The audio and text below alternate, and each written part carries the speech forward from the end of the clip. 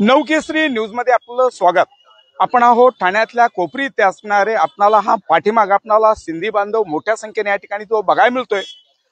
ती सिंधी बांधवाचं आराध्य दैवत जय झुलेलाल यांच्या बाबतीत मात्र केलेले जे वक्तव्य आहे ते अमित बघेला खऱ्या अर्थाने याला गिरफ्तार करावं या मागणीसाठी सिंधी बांधव मोठ्या संख्येने एकवटलेला बघायला मिळतोय। कोपरी हा सिंधी बांधवांचा खऱ्या अर्थानं कट्टा मानला जातो, पण या ठिकाणी या केलेल्या वक्तव्याचा निषेध करण्यासाठी सिंधी बांधव आणि त्याचबरोबर इथले स्थानिक नगरसेवक अनेक समाजसेवक या ठिकाणी जोडलेले आहेत। सर्वप्रथम मी इकडे आमच्या बंधूंच्याकडे जातोय।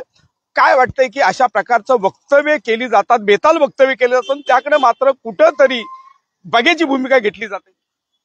आज ये जो मोर्चा हो रहा है वो यहाँ पे शांतिपूर्वक समाज की तरफ से, हमारे कोपरी करो की तरफ से जो मोर्चा हो रहा है वो एक छत्तीसगढ़ का एक बेवकूफ नेता जो अपने आप को अमित बघेल बोलता है, वो बघेल नहीं है।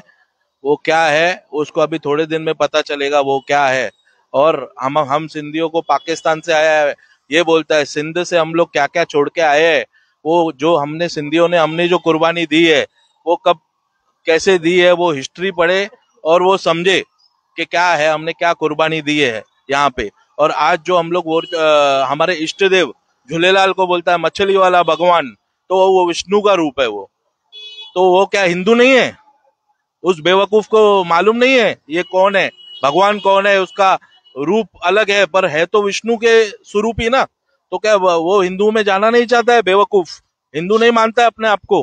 तो हम यही नरेंद्र मोदी साहब को और हमारे जो सीएम साहब है, डीसीएम साहब है, उनको यही विनंती करेंगे उसको पकड़ के लेके आए और यहाँ पे उल्टा लटकाए ऐसे आदमी को। समाज में कोई भी समाज के लिए अगर वो अनादर करता है वो नेता नहीं कहलाया जाता है। हर समाज का आदर करना चाहिए और सिंधी समाज हमारा शांतिपूर्वक समाज है जो हर समाज का आदर करता है, हर समाज को एक अपनी रिस्पेक्ट देता है। ऐसा हमारा समाज है सिंधी समाज, जो हमारे पूरे जग में जो है, जग में सिंधी समाज है। तो बस यही विनंती करूंगा, कड़ी से कड़ी सजा दी जाए और हर पोलीस स्टेशन में उसका एफआईआर किया जाए। खऱ्या अर्थानं आपण बघू शकतो की ज्या पद्धतीने बेताल वक्तव्य केलं जातं, पण या वक्तव्यांचा निषेध करण्यासाठी कोपरीतून आपलं माझ्याकडे अशोक जगेशी जोडलेत। अशोक बाग, सातत्यानं अशा प्रकारचे हे धर्मगुरू आहे आणि एखाद्या आराध्य देवताबद्दल अशा प्रकारचं वक्तव्य करणं काय वाटतं? जय झूलेलाल। मुझे नहीं लगता है वो अपने सेंस में है। पहले ऐसा हमको लगा, लेकिन बाद में उनसे जब माफी की डिमांड की तभी भी उन्होंने एग्री नहीं किया, तो उससे यकीन हो गया ये जो है इंसान कुछ अपने होश में नहीं है, हवास में नहीं है कि ऐसी स्टेटमेंट कोई नॉर्मल आदमी, समझदार आदमी नहीं देगा। फिर भी हमने पहले उनसे माफी की डिमांड की, माफी नहीं मांगी, तो फिर हर समाज ने हमको साथ दिया।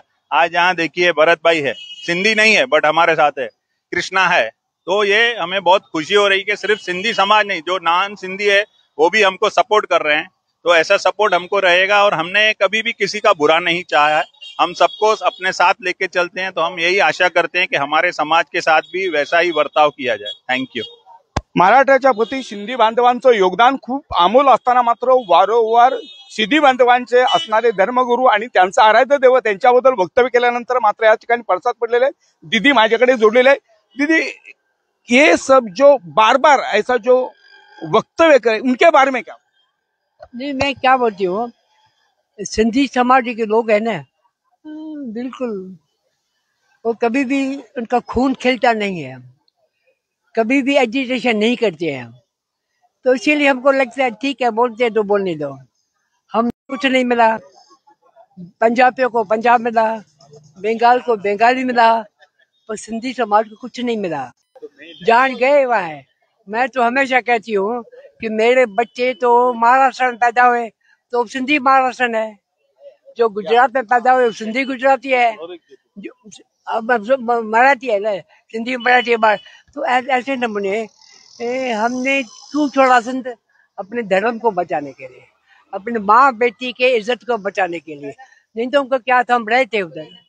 कोई छोड़ता है अपनी जन्मभूमि छोड़ के आए धर्म को बचाने के लिए। तो मैंने क्या कहा, हम पहले धर्म को मानते हैं, वो देश को मानते हैं, वो अपने को मानते हैं। तो इसीलिए हमारा हिंदू धर्म जिंदा रहे। हम सनातनी है। आज सबने इस बात को दोहराया है कि हम हिंदू नहीं पर सनातनी है। पर क्यों कम हिंदुस्तान में रहते हैं तो हिंदू धर्म कहते हैं। तो ये हमारी सिंधी बिल्कुल नरम कौम है, कभी बोलते नहीं है, ये टाइम अच्छी बात है।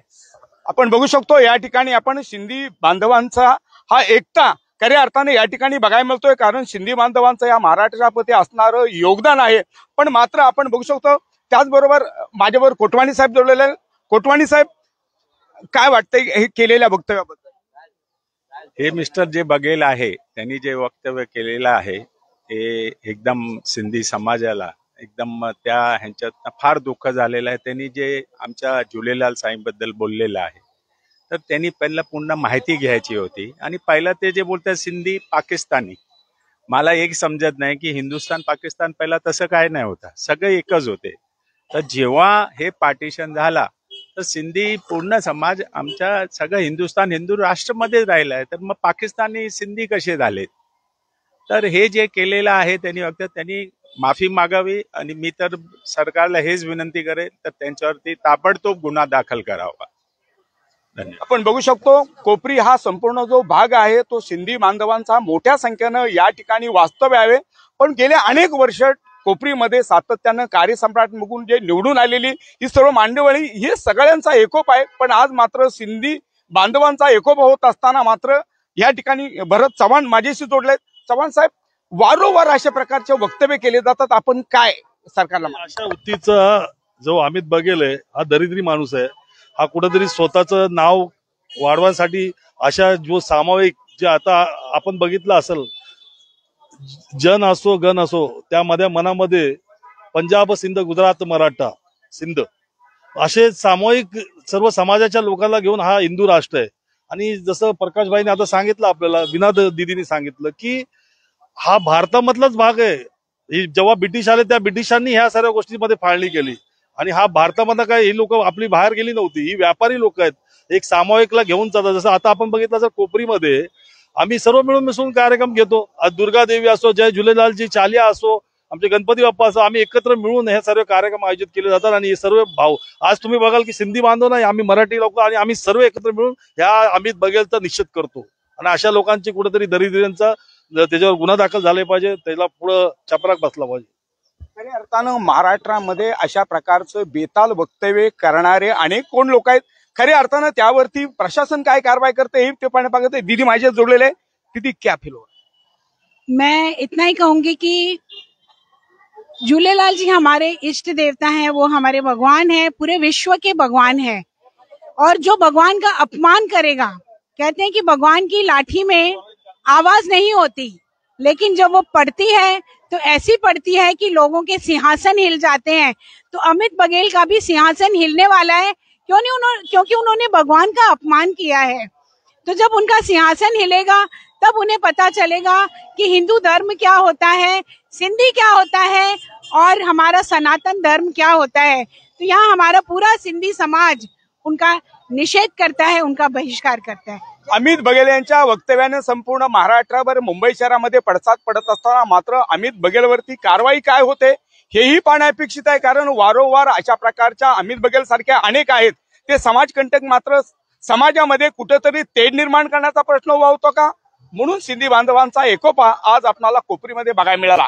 कॅमेरामॅन प्रेरणा थोरासे, मी रिपोर्टर सागर पाटील, कोपरी, ठाणे।